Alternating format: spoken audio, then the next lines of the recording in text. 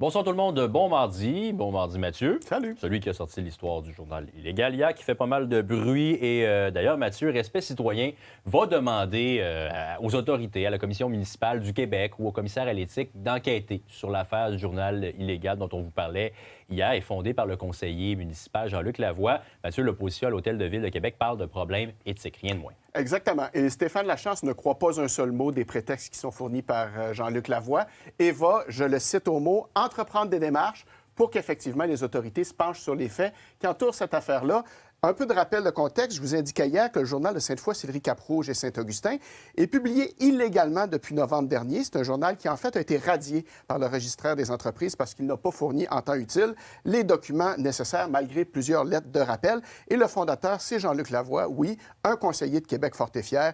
Il n'est plus dans la gestion du journal depuis son élection en novembre, mais c'était lui qui était le patron quand le registraire envoyait des lettres qui sont restées sans réponse. Le journal n'était pas supposé continuer à être publié après avoir été radié, mais a continué à apparaître, illégalement donc.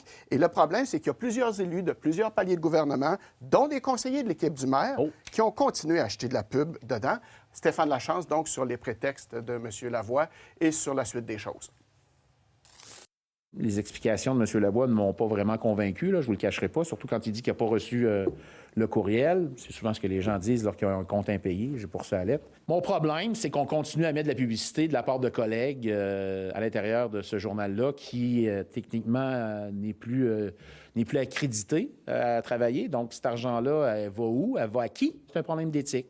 De conflit d'intérêts. C'est assurément pas acceptable. Assurément. Il y a beaucoup d'interrogations face à ça, puis je pense que autant le commissaire à l'éthique que la CMQ devraient se pencher sur ça. Il y aura sans doute un autre épisode. Mathieu, c'était aussi les États généraux sur les infrastructures municipales aujourd'hui. Et là, il y a un peu d'argent qui déboule.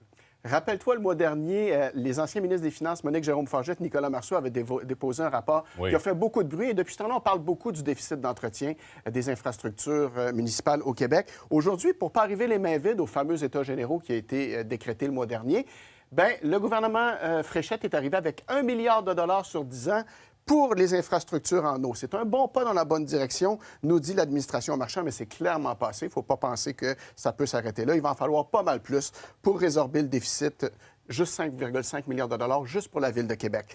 En attendant, je reviens à Stéphane Lachance parce que je lui ai demandé « Hey, qu'est-ce que vous pensez de l'idée de Paul Saint-Pierre Plamondon de laisser tomber le TGV et de prendre cet argent-là pour les fameuses infrastructures?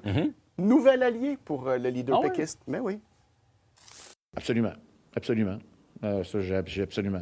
Moi, je veux dire, avant de mettre 200 milliards de dollars sur un TGV, on va commencer par régler nos infrastructures. Ça, c'est sûr et certain. Là-dessus, c'est indéniable. C'est même une recommandation. Pardon? C'est même une recommandation. C'est même une recommandation. Bien, alors, mais là-dessus, moi, ça me rejoint absolument.